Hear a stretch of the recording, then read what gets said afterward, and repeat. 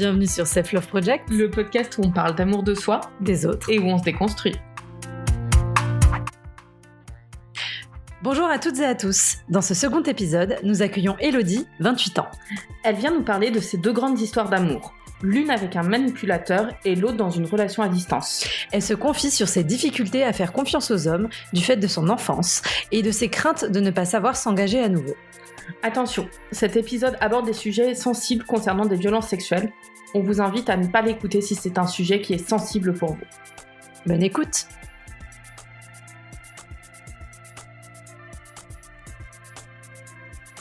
Bonjour Claudia. Bonjour Mélanie. Bonjour Elodie. Bonjour les filles. Bienvenue dans ce nouvel épisode du Self Love Project podcast.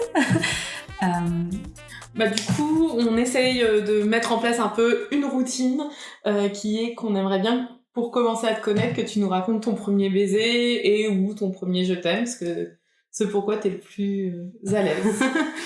Écoutez, moi, mon premier baiser et mon premier je t'aime sont faits assez officieusement à l'âge de 10 ans, dans une cour de récré, où on faisait une sorte de mariage avec tous des amis.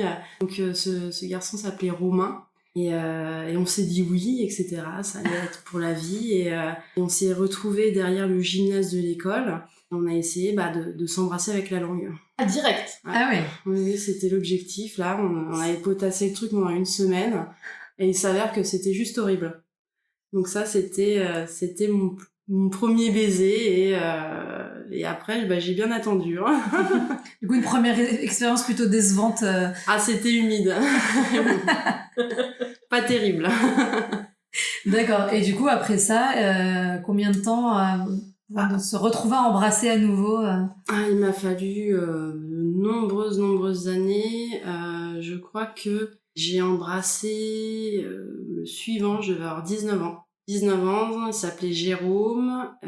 Ça a duré, je crois, une semaine. C'était le guitariste du lycée dont tout le monde était un petit peu amoureuse, etc. Et moi, j'étais tout le temps en stress à l'idée de le revoir. Ça n'a pas fonctionné, mais bon, c'est comme ça. Hein. Et après, ça a été avec mon premier vrai copain, Khaled, à 21 ans. Et on a eu une histoire de 3 ans et demi. Ok. Est-ce que tu peux nous parler un petit peu de cette histoire, justement Alors, Khaled, je l'ai rencontré, c'était un barman. J'ai rencontré dans un bar après la fac, enfin le soir après la fac, et on a commencé à sympathiser, etc. Ça s'est fait assez rapidement, on va dire. Hein. On a discuté environ 2-3 semaines, et après on a décidé de se mettre ensemble. Ça a été vraiment cool, ça a été vraiment sympa, et il m'a vraiment beaucoup aidé à grandir et à prendre confiance en moi et mon corps. Faut savoir que je suis, et j'étais en surpoids déjà à l'époque. J'étais pas vraiment fière de moi, j'étais très timide, et il m'a quand même bien aidé à m'affirmer. Qu'est-ce que je peux raconter sur lui ? Ça a été 3 ans aussi un petit peu difficile, parce que on a 2 cultures différentes. Il est marocain, je suis française, et il y avait la barrière de la langue. Il parlait pas forcément français, il parlait espagnol. Il avait grandi en Espagne, il est venu tester un petit peu le marché français. Donc voilà, gros melting pot. Du coup, toi, t'étais rentrée un peu dans cette relation, t'avais jamais dit je t'aime, t'avais juste embrassé des mecs, t'étais encore vierge ? Oui, c'était mon premier. J'avais 21 ans, pratiquement 21 ans pour ma première fois, ouais. Ouais. C'était un gros truc, hein, pour moi. J'étais toute stressée, j'osais même pas lui dire. Mais du coup, il m'a même engueulé le lendemain, le surlendemain, parce que je n'avais pas dit que j'étais vierge. Pourtant, j'avais bien galéré, mais bon. Et est-ce que, du coup, cette première expérience avec lui, ça s'est passé comme tu pensais que ça allait se passer ? Je pensais à l'origine que De quel point de vue? C'est-à-dire qu'on projette toujours un peu sa première fois. Du coup, est-ce que t'as été déçue ou agréablement surprise? Ah non, c'était nul, c'était douloureux. J'osais même pas lui dire que ça me faisait mal parce que c'était admettre que j'étais encore vierge. Et ça, c'était quelque chose que je voulais résoudre à tout prix. J'avais enfin réussi à approcher quelqu'un ou que quelqu'un m'approche aussi et à le faire rentrer dans mon univers, et ça a été très très difficile pour moi. Voilà, enfin non, c'était super nul. Oh mon dieu, les 2 premières semaines de sexe, c'était juste horrible et j'osais pas lui dire. D'accord. Et après, t'as fini par réussir à lui en parler ou pas? Je lui en ai parlé et là il était pas du tout content. Il aurait aimé savoir que j'étais vierge, etc. On avait 10 ans de différence déjà, donc moi 20 ans, presque 21, et lui pareil, 20 ans. Donc c'est pas non plus la même approche pour lui. Ça veut dire beaucoup, surtout ça voulait dire beaucoup pour lui, et moi c'était juste il faut que je me débarrasse de ça. C'était juste une étape à passer. Oui. D'accord. Et du coup, après cette relation, comment elle s'est passée pour toi pendant ces 3 années? Alors il y a eu différentes phases. Il y a la phase de découverte de lui, donc on s'est mis très vite ensemble, c'était au bout d'un mois. Où c'était super, on faisait des petits week-ends, on allait se balader, etc. Enfin, ce que font tous les couples. Et après, il y a eu la phase qui s'est dégradée dans le sens où monsieur n'avait pas ses papiers. Okay. Et ça, je l'ai découvert un petit peu après, enfin un petit peu sur le tas. Je pensais qu'il était espagnol, etc. Et au bout d'1 an, 1 an et demi, il a peut-être pu se rendre compte que moi, j'avais pas forcément les mêmes centres d'intérêt. Je voulais pas forcément à 20 ans, 21 ou 22 fonder une famille ou quoi. Et il s'est mis à me faire beaucoup de critiques, à me demander pourquoi je sortais à cette heure-là, pourquoi je restais pas à la maison, pourquoi... c'était beaucoup de manipulation, je sais pas comment dire, psychologie inversée, etc. Vous viviez ensemble à l'époque? Il était venu s'installer chez moi, ouais. Ok. Donc en plus, malgré tout, et sans vraiment, on peut dire que j'étais très niaise, pour rendre compte, j'ai laissé s'installer chez moi, prendre de la place, il utilisait ma carte bleue, mais ça c'était au bout d'1 an. Il prenait beaucoup d'argent, beaucoup de temps. Si je répondais pas à ses demandes sexuelles, etc., ça allait toujours en crise de nerfs, etc. Et du coup, on en était rendu à, je sais pas, minimum 3 fois par jour, tous les jours, mais minimum. D'accord, mais de sa demande à lui, du coup, pas du tout de... De sa demande à lui, c'est devenu une routine, et en fait, moi aussi, j'aimais bien, au final, c'était et même au bout d'un moment, quand on ne faisait pas le quota, c'était moi qui étais en mode, mais en fait tu m'aimes plus, pourquoi tu veux plus me toucher, pourquoi il y a un problème, je te plais pas, mon manque de confiance qui regonfle, etc. Et après ça allait crescendo, je sais pas comment expliquer ça. T'es prisonnière de ta conscience de toi. Tu sais ce qui se passe, mais tu veux pas, tu vas te retrouver toute seule en fait, parce que c'était la première personne qui aussi me rassurait. Il m'a beaucoup apporté. Je portais pas de robe avant, j'en ai mis grâce à lui. Il voulait que je ressemble à une femme, j'étais une sorte d'ado un petit peu sportwear, etc. Et après, j'imagine sincèrement que il s'est lassé de moi, il a commencé à aller sur des réseaux, un truc qui s'appelle Mektoub, pour rencontrer la femme, etc. Je voyais, mais comment ça se fait qu'il y a son email sur mon ordinateur, sur ce site, c'est extraordinaire, ou qui parlait à sa meilleure amie des soirs et des soirs, alors que j'étais devant, mais forcément dans une langue que je parle pas et que je ne comprends pas. Donc il y a un jour où j'ai décidé de prendre cette discussion, parce que j'avais le mot de passe de son Facebook, de copier la discussion, d'appeler une copine. La copine, malheureusement, ne parlait pas arabe, donc on a demandé à sa mère de lire la discussion. Ouais. Et elle m'a invitée à la maison, elle m'a fait un couscous, elle m'a dit « assieds-toi ». Et en fait, il était en train de promettre à cette femme il allait se marier avec moi et pour les papiers, et qu'il allait rentrer et la ramener en France, etc. Donc, Donc ça, c'était au bout de 2 ans de relation. Ok. D'accord. Ça, c'était Et on voit que c'est à la fin, du coup, tu nous as dit 3 ans et demi. Voilà. Ouais. Donc c'était au bout de 2 ans de relation. Donc je suis rentrée en pleurs. J'ai mis toutes ses affaires devant la porte. Et je lui ai envoyé un SMS, tes affaires sont devant la porte. Je ne veux plus être avec toi, au revoir. Et il a essayé de me récupérer. Forcément, on a recouché ensemble. Parce que j'étais pas assez forte pour lui dire non, mais il est parti quand même. Il a essayé de me... pendant 2-3 mois, on s'est pas vraiment parlé. Enfin, il essayait de me récupérer, etc. Je suis la femme de ta vie, il dit je t'aime, je t'aime, je t'aime. Tu retrouveras jamais personne qui t'aime autant que je t'aime.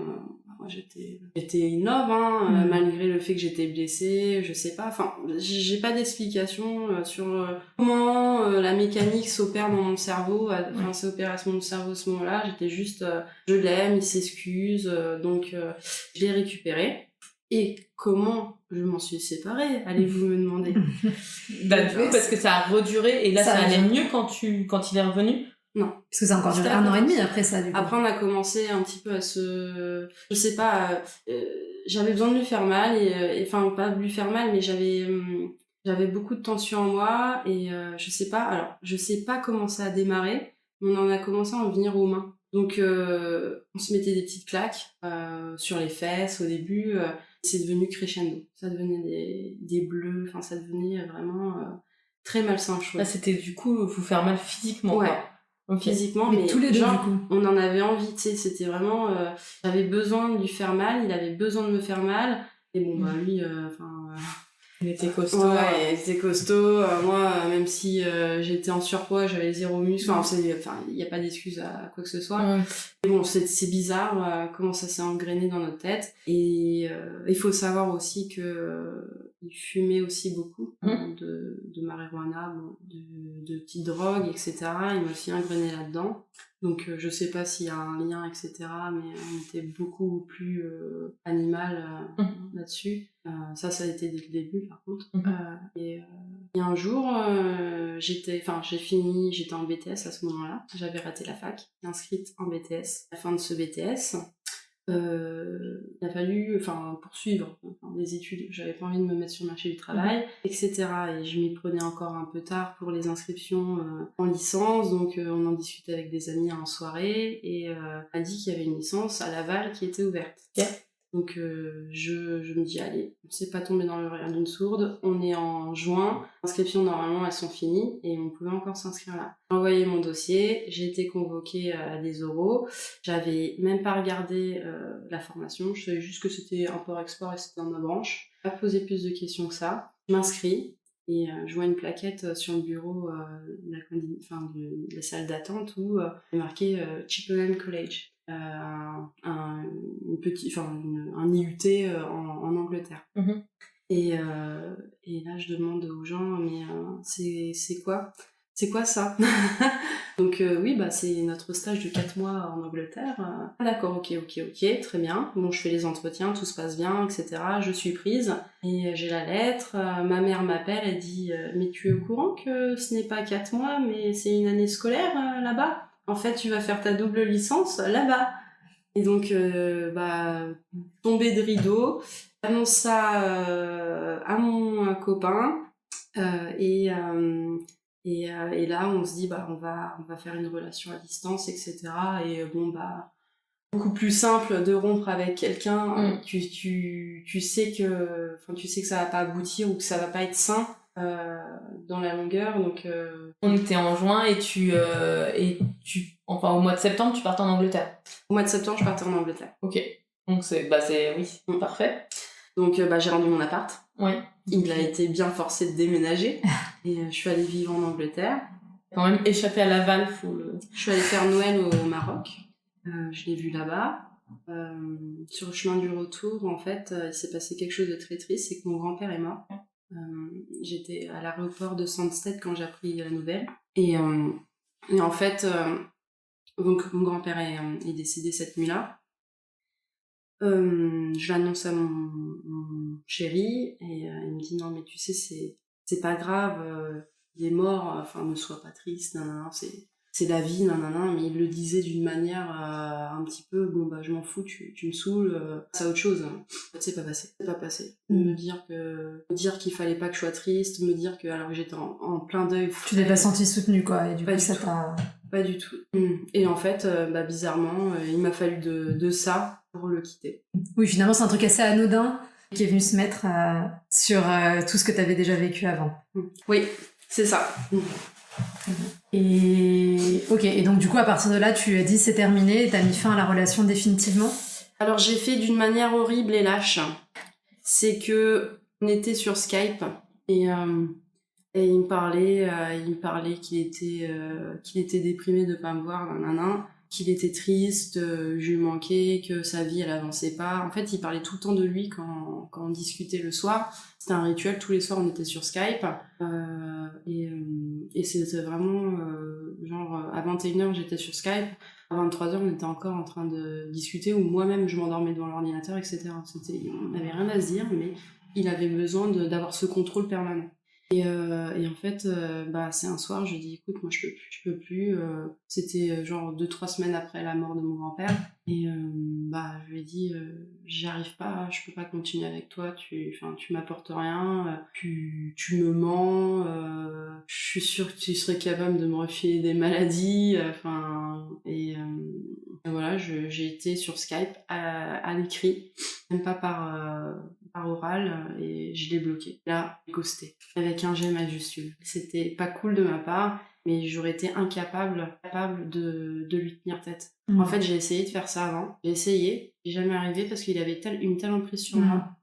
Moi, je sais pas si c'est du ghosting parce que pour moi, tu lui as dit ce que t'avais à lui dire et derrière, tu t'es protégée parce que tu voulais pas lui permettre de revenir et t'as fait ce que tu pouvais pour toi te protéger.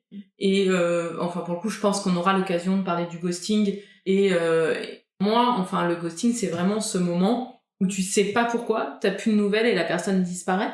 Là, toi, t'as dit au revoir et t'as fermé la porte de façon assez définitive à ce moment-là. Sans vraiment lui donner plus d'explications. Je lui ai dit j'en peux plus, j'en ai marre. Mais moi j'avais tous les arguments dans la tête. C'est juste que je suis pas le genre de personne j'ai pas cette capacité à étaler mes sentiments là sur mesure. Je suis pas, j'y arrive pas. Je sais pas, j'ai pas été formatée comme ça, mais. Du coup, malgré tout, est-ce que, parce qu'évidemment ça a été une relation, j'imagine, hyper difficile à vivre et qui a laissé beaucoup de séquelles pour toi, est-ce que tu arrives quand même à en tirer quelque chose de positif, entre guillemets? Est-ce que tu as réussi un peu à aller au-delà du côté négatif et en faire quelque chose de positif? J'ai jamais gardé le côté négatif de cette relation. Il m'apportait beaucoup, beaucoup, beaucoup, beaucoup. Oui, alors j'ai retenu de grandes leçons. On ne donne pas sa carte bleue. Non, mais j'ai retenu le meilleur. Il m'a quand même beaucoup aidé à grandir, à avoir confiance en moi. Une fois de plus, là je vous ai raconté le côté négatif, mais c'est lui qui, quand moi je voulais plus aller à l'école, me balançait dans la voiture, me conduisait, et quand j'étais en BTS, et me balançait devant le lycée, et ça c'était des choses que personne n'aurait jamais fait pour moi. Vraiment, il était aussi possessif dans tous les sens, mais voilà, c'était m'a apporté beaucoup de choses. Je sais qu'on s'est fait du mal à tous les deux. Et que, voilà. Mais vous aviez toujours tous les deux une responsabilité finalement dans la relation. Ah oui, mais de toute façon, une relation c'est deux personnes. On a tous notre part de responsabilité. Que tu sois la victime, que tu sois le geôlier, que tu sois ce que tu veux. En fait, ce qui est difficile, c'est de l'accepter, de mettre un mot dessus et d'essayer d'aller là-bas. Et ça, c'est le plus difficile. Et est-ce que tu penses que tu as quand même rencontré cette personne qui, même s'il y avait des choses positives, vous aviez quand même une relation qui à la fin était assez malsaine pour tous les deux, est-ce que tu penses que c'est aussi lié à ton histoire personnelle et au fait qu'à un moment donné, à ce moment-là de ta vie, t'étais assez timide, que t'avais pas confiance en toi, etc. Est-ce que ça a joué à ton avis? Oui, alors moi j'ai une enfance assez difficile, assez délicate. J'ai été victime de pédophilie, j'ai subi la pédophilie de mon grand-père paternel. Ça m'a fermé dès petite, en fait, c'était de mes 6 ans à mes 13 ans. où tous les étés c'était vraiment un cauchemar et j'osais en parler à personne parce que j'avais peur que maman, papa se disputent, qu'ils arrêtent de s'aimer, etc.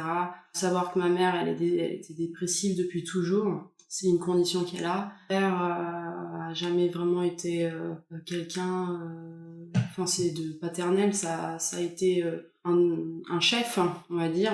Donc il me faisait beaucoup plus peur qu'autre chose. Donc jamais je me serais confiée à lui. J'avais une haine vraiment viscérale envers les hommes. Il y a une personne qui a toujours été auprès de moi et qui n'a jamais fait de faux bond ou de quoi que ce soit, et malgré mes colères, parce que j'en ai eu des colères, j'ai pas été une adolescente modèle, j'étais très très timide petite, ça a explosé à l'adolescence et j'avais pas d'explication, je pensais que c'était juste moi. C'est mon meilleur ami, Anthony, qui a toujours été là, depuis qu'on a 4 ans. Je l'appelle encore, j'ai besoin aujourd'hui de l'appeler tous les matins avant d'aller au travail, c'est vraiment addictif. Et à tel point que chaque fois que je rencontre quelqu'un, on me dit mais pourquoi t'es pas avec lui ? Parce que non, c'est juste que j'ai pas besoin de l'un de l'autre, mais rien de charnel ou rien de... c'est pas de l'amour entre un homme et une femme sans sous-entend quoi. Et donc j'ai eu beaucoup de difficultés avec l'approche des hommes. Donc lui, je l'en ai fait baver aussi. J'étais un monstre avec, mais il a toujours été là et je le remercie énormément de ça. Et en général, tous les hommes qui m'approchaient, j'avais l'estomac qui se retournait, mais pas dans le sens où on a des papillons dans le ventre, dans le sens où t'as envie de vomir, t'as envie de fuir. Et d'ailleurs, avec mes 2 ex, il y en a aucun qui a été capable de me toucher. Aucun. En dehors du contact sexuel que tu peux avoir avec eux, tu supportes pas qu'on te... On va dire que l'acte de pénétration, c'était avec leurs instruments et jamais avec la bouche, les mains, quoi que ce soit. Et du coup, ça t'en avais pas du tout parlé dans tes relations de ton grand-père, de si, tout ça ? Si, parce que le truc c'est que je suis encore des cauchemars. D'accord. Et il l'avait... c'est que ça réveille les gens, hein, c'est quand tu pleures. Non, mais... Et du coup, il l'avait... t'en avais parlé. Les deux m'aidaient beaucoup avec ça. D'accord. Les deux. Ok. Et du coup, à la fin de ta première relation, comment ça se passe là ? T'as eu une période où t'as rencontré personne ? Donc j'ai fait ma licence en Angleterre. Ok. Donc je l'ai quitté en février, j'avais jusqu'à juin-juillet à tenir, etc.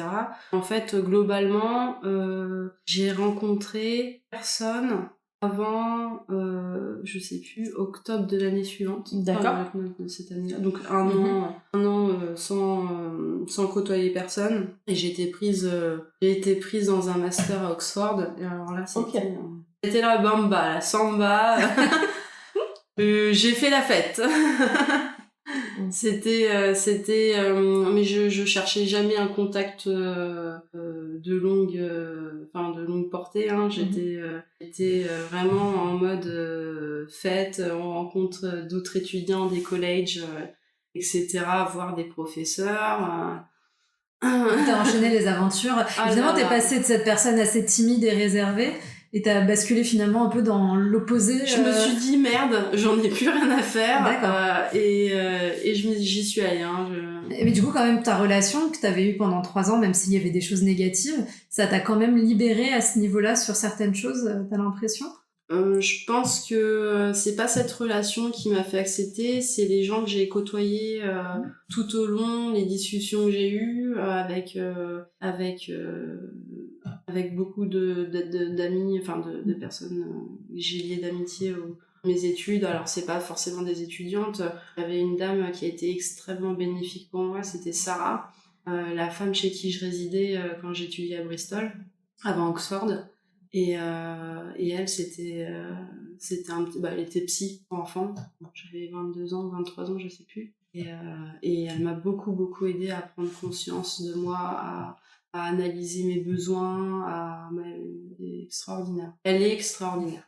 Donc, tu as eu de la chance de rencontrer les bonnes personnes après toutes ces années où tu n'as pas forcément eu les bonnes personnes autour de toi. C'est ça. C'est ça. Et donc du coup, Oxford, c'est la lambada tous les soirs. Et qu'est-ce qui se passe? Aucune relation de plus d'1 ou 2 nuits, c'était toujours des choses courtes? Oui, c'était pas plus d'une nuit et j'appelais le taxi pour eux. Après, il y avait personne qui nous restait dormir. Je ne supportais pas ça. Avoir quelqu'un autour de moi, c'était vraiment pas ce que avoir un homme autour de moi, c'était pas ce que je souhaitais. Aussi le fait que, en plus de mon grand-père, j'ai un frère qui, lui, a eu des difficultés scolaires et développement de la personnalité. Il était extrêmement violent avec moi. Donc, le fait que, avec Khaled, c'est duré aussi longtemps et parce qu'il m'aidait beaucoup à surmonter le traumatisme des violences que je subissais depuis toute petite. Des fractures, des choses comme ça, des virales, enfin de tous ces petits traumatismes qui ont quand même une sacrée incidence sur ma manière de percevoir mon rapport avec les hommes. Aujourd'hui, j'ai pas du tout confiance en eux. C'est pas, enfin, je crois ce qu'ils disent, mais j'ai pas l'envie de développer quelque chose avec. T'as du mal à faire confiance. Pardon, excuse-moi. Et du coup, là on arrive à aujourd'hui, mais entre les deux, t'as eu une autre relation. Quand est-ce que tu le rencontres? Alors, je le rencontre vers mars. Je le rencontre. On était tous les deux dans la même école. Donc, après Oxford, je suis allée au Havre. C'était un étudiant allemand qui venait faire un double master mon école. Et du coup, je l'ai snobé le premier semestre. Il n'existait pas à mes yeux, mais il me faisait toujours des sourires. Alors, dès que je croisais, les yeux qui pétillent, je dis, qu'est-ce qu'il me veut, oh mon Dieu, oh là là, elle est chiant, etc. Et il y a un moment, j'ai eu ma période, certes, à Oxford, de fête. Et quand je suis rentrée, c'est bizarre, hein, je suis rentrée en France. Non, je sais pas comment l'expliquer. L'étranger, c'est les vacances, la France, c'est le sérieux, focus études, etc. Donc j'avais prévu de rien faire, de rien rencontrer, d'être concentrée sur mes études, sur ma carrière, et il est tombé là comme ça. Donc au début, je me suis dit non, Elodie, et après le second semestre arrivant, il y avait des étudiantes mexicaines qui partaient, qui organisaient une soirée chez elles pour les pots de départ, etc. Et là, on a commencé à sympathiser. J'étais passablement éméchée, je lui propose de rentrer à la maison, il me raccompagne et il reste à la porte. Et chemin faisant, je suis pris 5 râteaux comme ça. Je regardais sur internet comment draguer un Allemand, quel comportement adopter, j'en pouvais plus, je me dis comment c'est possible. Et au bout d'un moment de le voir, de l'inviter régulièrement, etc. Il y a une alchimie qui s'est faite et voilà. Il a fini par craquer. Il était vraiment et ça m'a fait bizarre parce que il me disait qu'il ne voulait pas profiter de moi sous l'effet de l'alcool, alors que c'était moi qui cherchais absolument à le ramener, et je comprenais pas. Il était très bien éduqué, tout simplement. Tout simplement, les filles. Et ça fait bizarre. Il y a une relation qui commence avec lui. Il y a une relation qui commence avec lui. Donc on est, je sais plus quel mois on est. Il nous reste 3 ou 4 mois avant que le master se finisse et qu'on doit commencer à faire le stage. Stage que je n'ai pas trouvé encore. Et il me propose en fait tout simplement de venir faire un stage en Allemagne avec lui. Tu parlais allemand? Non. C'est ça. Je parlais allemand, mon anglais était correct, mais pas non plus natif, hein, on va pas se le cacher. J'avais fait option LV2 espagnol au collège. J'avais eu mon ex, rien à voir avec l'allemand. J'ai dit écoute, why not, hein, parce que je suis quelqu'un d'extrêmement réfléchi. Et j'y suis allée. On s'est installés ensemble et on a fait 1 an et demi en Allemagne. Enfin, j'ai fait 1 an et demi en Allemagne avec lui, donc on a fait les stages, mais j'arrivais pas à m'intégrer. Je commençais à développer des petits symptômes de stress, d'angoisse. Dans la relation ou à l'idée de pas réussir ma carrière professionnelle. D'accord. Et votre relation, elle se passait comment? Notre relation à nous deux, elle était étroitement liée à notre relation, enfin nos projets professionnels en fait. Enfin, en fait, pour moi, à ce moment-là, c'était le moment où professionnellement, faut pas que tu te foires. Ok. Tu te lances, faut pas que t'as un diplôme, pas que tu attendes trop longtemps non plus pour pas qu'il perde de sa valeur, faut pas choisir n'importe quoi. Et en fait, heureusement, je parlais pas suffisamment allemand pour intéresser les gens. J'étais tellement en stress que je faisais des jobs au lieu d'aller prendre des cours d'allemand. Enfin, un petit job en management de projet, etc. Mais c'était pas ce que je cherchais posteriori. Et j'étais tellement stressée que ça a impacté sur notre relation. Je faisais beaucoup de crises d'angoisse. Okay. Et en fait, après, j'ai réalisé que j'avais pas forcément d'amis en Allemagne, que lui, il n'avait pas forcément non plus le temps consacré à 100% comme moi je le souhaitais pour satisfaire mon insécurité, etc. Et c'est devenu assez difficile. Là, je me réveillais en pleine nuit, je pleurais, je savais pas pourquoi. Enfin, je le savais, mais il y avait raison à ce moment-là, je me réveillais en pleurs. Et à un moment, je lui ai dit, bon, on va arrêter de se faire du mal, je rentre en France, mais on reste ensemble, parce que je vais trouver une solution. On va trouver une solution, on est fort, etc. T'étais amoureuse de lui? J'étais dingue de lui. Et je suis rentrée à Paris, j'ai trouvé un job qui m'intéressait pas, mais je me suis dit le temps d'avoir une petite expérience pro dans mon sujet, etc. Et après de se retourner, qu'on trouve une ville où on puisse vivre tous les deux, on peut attendre encore quelques mois. C'est passé 1 an et demi. 1 an et demi que j'étais à Paris, je faisais les allers-retours en Allemagne. C'était que toi qui les faisais? Non, c'est lui, il les faisait aussi. Et j'étais plus désireuse de venir en Allemagne, parce que y avait ses parents que j'adore, il y avait la famille, c'était les petits endroits que je connaissais. Enfin, il venait à Paris, hein, c'était moi qui lui disais non, viens pas à Paris, je préfère voir tes parents, voir ci, soit ça. Et voilà, il s'est passé 1 an et demi, 1 an et demi de relation à distance. On arrive à 3 ans là, où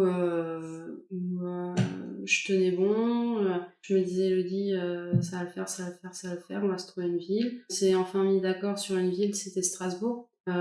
Ou la bordure allemande, ou même en Allemagne, les bordures françaises.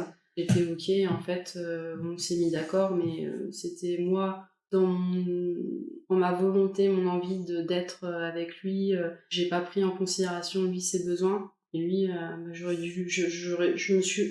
il est dingue de sa ville, il fait partie d'une fraternité, il est extrêmement soudé avec eux, il y a énormément d'activités qui se font, en fait, il aurait jamais pu quitter sa ville. Et c'est comme vous les filles, Paris, et ben c'est Stuttgart. Hein. Ouais. Donc ça a été l'élément déclencheur quand j'ai enfin réalisé en fait il n'y aurait jamais rien. C'était en mai dernier. Et lui, qu'est-ce qu'il disait en fait? Il était dans ce projet de se dire on va s'installer à Strasbourg. On en parlait. Il me disait, je lui disais on va aller du côté de Strasbourg. Il avait dit ok, on va y aller. Il était en petite recherche job. Il a dû chercher 1 semaine ou 2. Il a dit il n'y a pas de job pour moi. Alors que ça faisait des semaines, des mois qu'on en discutait, que moi je passais des entretiens à Strasbourg à ce moment-là, pour des bons postes en plus, où j'étais prête à tout quitter, parce que aussi c'est dans mon tempérament, je suis une personne qui aime bien un peu l'aventure, la prise du risque, ça me dérange pas du tout. Mais au point d'aller dans un autre pays où je parle pas la langue, ça c'est... surtout que tu avais déjà essayé en fait, ça n'a pas fonctionné. Ouais, oui, non, mais ça c'est certain, et je l'ai vécu comme un gros échec d'ailleurs, c'est très difficile. En fait, il m'a dit qu'il avait été sourcé par une boîte qui s'appelle PwC, très bon poste. Et le truc, c'est que il a accepté le poste sans vraiment me parler. Et du coup, là, ça a été déclencheur pour toi. Tu t'es dit, il veut pas... C'était dans sa ville. Okay. J'ai su. Finalement, vos besoins étaient trop opposés pour que... lui, il avait besoin de rester là où il était, toi, tu pouvais pas aller... C'est pas un aventurier avec lui. J'ai essayé et en fait j'ai déclenché beaucoup d'angoisse. C'était pas possible. Je m'imagine aujourd'hui, peut-être dans 10 ans j'aurais fini alcoolique. On avait un très beau cadre de vie là-bas. J'avais malgré tout, t'as une sécurité financière, on avait déjà une superbe maison, on était vraiment... Il y avait tout, mais il y avait pas mon bonheur. Malgré l'amour que tu lui portais et que vous aviez, tu savais que c'était pas ce qui allait... je savais que aller là-bas, en fait, ça allait faire rebroussailles. J'aurais fini quoi ? C'est très respectable d'être femme au foyer, mais c'est pas ce que je me souhaite. Il aurait toujours été axé son boulot, toujours en déplacement. Lui, c'est un peu... J'ai ressenti un peu comme la facilité pour lui, parce qu'on se voyait le week-end, il était en déplacement la semaine, que je lui demandais qu'il ait un job un petit peu moins... Non. C'est ça. Et voilà, ça a été difficile. Donc on devait partir en vacances. C'était nos premières vacances qu'on allait faire tous les deux, sans personne, en Sardaigne. Et 2 semaines avant, j'ai dit que je peux pas vivre... je peux pas partir en vacances avec toi, sachant que j'ai un job. On avait discuté... On avait longuement discuté, ça fait plusieurs mois qu'on se dit qu'on va vivre ensemble. Et là, je vois rien qui avance. Je vois même que ça recule, en fait. Et tu sais où est-ce que tu as trouvé le courage en toi, justement, de réussir à prendre cette décision qui était extrêmement difficile ? Mes crises d'angoisse. Ouais. J'ai recommencé à en refaire à Paris. Je me réveillais la nuit en pleurs. Et quand je l'avais au téléphone, j'étais en pleurs. Il manquait énormément. Du coup, en te voyant replonger un peu dans ce que tu avais vécu peut-être déjà quand tu étais en Allemagne, etc., tu t'es dit, il faut que je me protège, et finalement, même si je l'aime, en fait, me protéger, c'est aussi me mettre en priorité par rapport à ça. Oui, c'est ça. C'est exactement ça, en fait. Il s'est mis en priorité, lui, chose que moi, j'ai jamais faite de ma vie. J'ai toujours essayé de faire passer n'importe qui avant moi, que ce soit... n'importe qui, faut pas déconner, mais j'ai toujours essayé de mettre en avant mes copains. Et en fait, je me suis toujours, à la fin, retrouvée comme une conne, seule et avec mes douleurs, alors que les autres avancent, etc. Et là, ça a été l'effet d'une grosse claque. Okay. Et du coup, vous êtes séparés avant l'été ? On s'est séparés avant l'été et j'ai pas souhaité rompre avec lui. Je lui ai demandé de rompre avec moi. D'accord. C'est simple. Je lui ai dit ce que j'avais le plus sur le cœur, comme je viens de vous le dire. On en est où aujourd'hui ? Qu'est-ce qu'on a engagé comme action ? Qu'est-ce que tu as fait en dos ? C'est-à-dire que tu as signé un contrat sans vraiment m'en parler et sans vraiment me laisser le mot derrière. Après, je suis très contente pour toi professionnellement. C'est ton rêve, t'as envie de faire une carrière. C'est pas ce que je souhaite pour moi. Je comprends que t'aies aussi des démons parce que lui, il a toujours souhaité avoir une superbe carrière parce que il était moqué à l'école, il était moqué, on lui disait qu'il allait pas réussir dans sa vie, il avait un besoin de montrer qu'il va réussir, et ce que je comprends très bien, sauf qu'aujourd'hui, un couple c'est à 2 et c'est pas à une seule personne, à ce que je sache. Et ça, je le comprends très bien, et je veux pas être responsable de l'échec moral, social, professionnel de la personne avec qui je vis. Donc je lui ai demandé de me dire qu'est-ce qu'on fait aujourd'hui.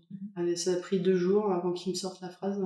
Donc on parle en anglais, tous les deux d'ailleurs. Il m'a dit à la fin, je lui ai dit qu'est-ce qu'il faut qu'on fasse. Il m'a dit écoute, on arrête. Je lui ai dit this is it, on en est là, ok. Et, alors. Okay.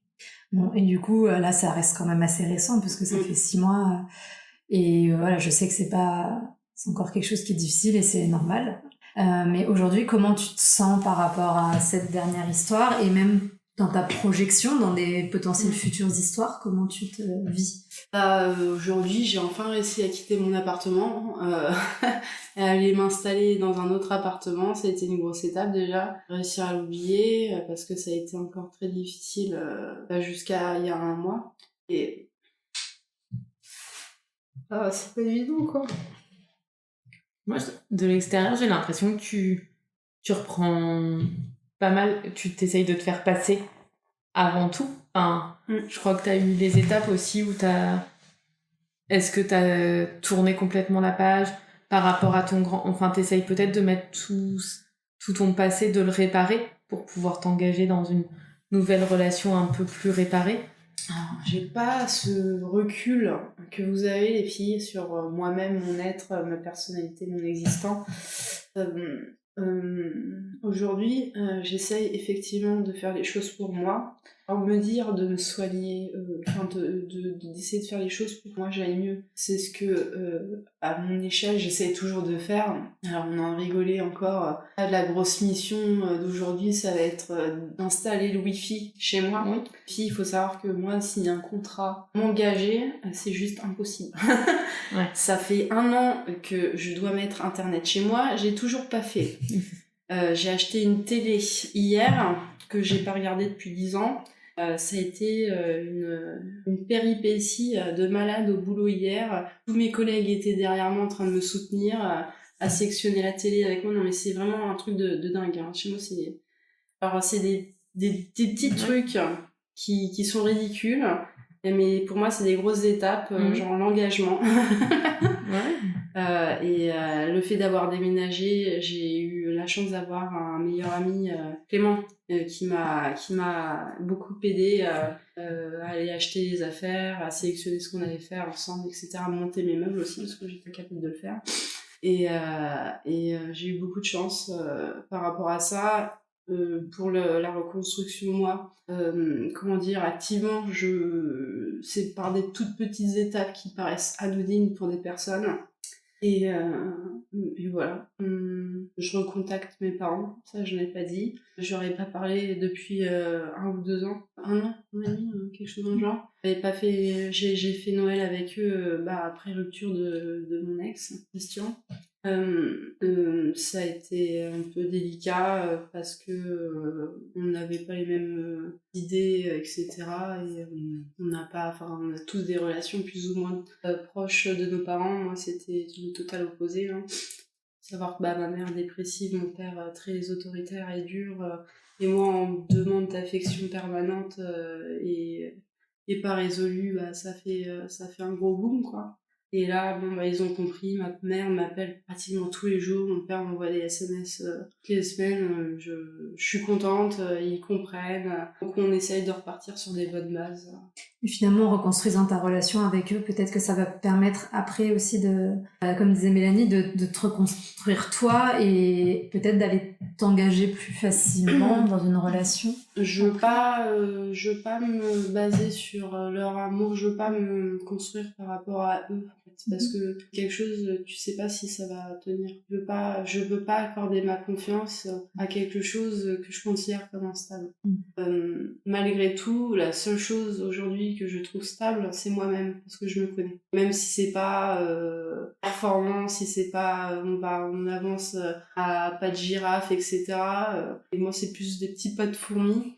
Mais je sais que moi, je peux faire... mon bonheur n'est dû qu'à moi-même.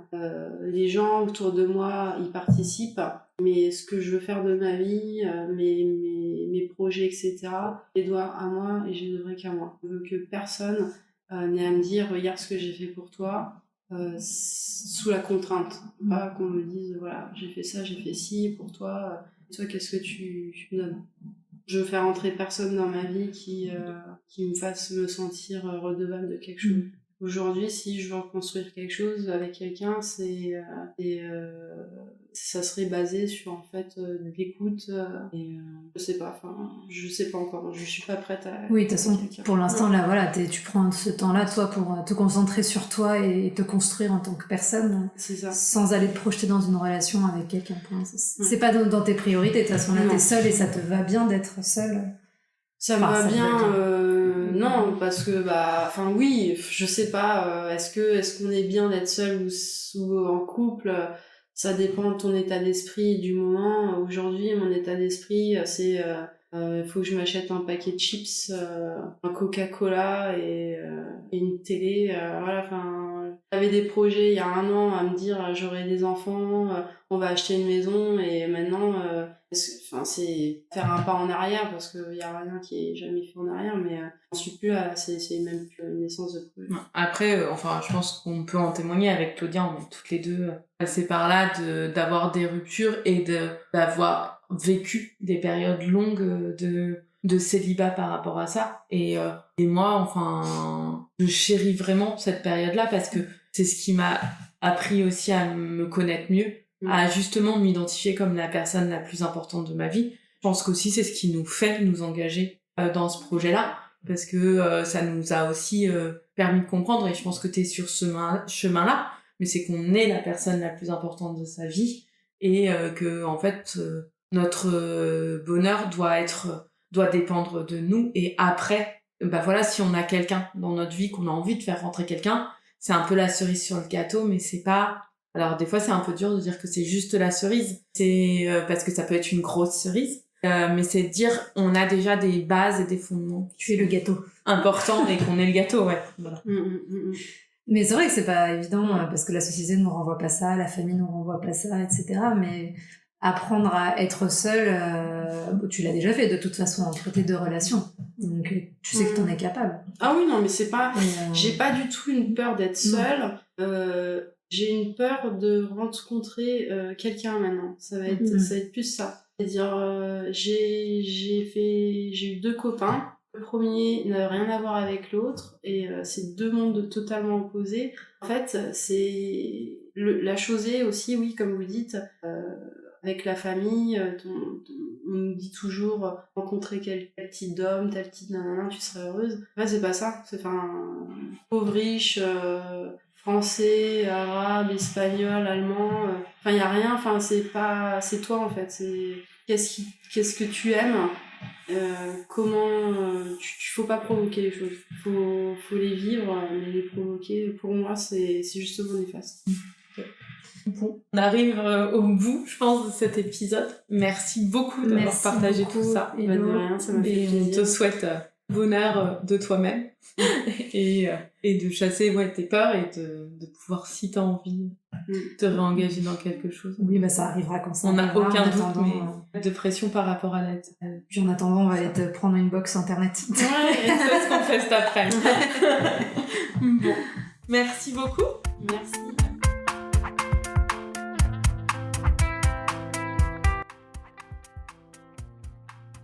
Merci pour votre écoute.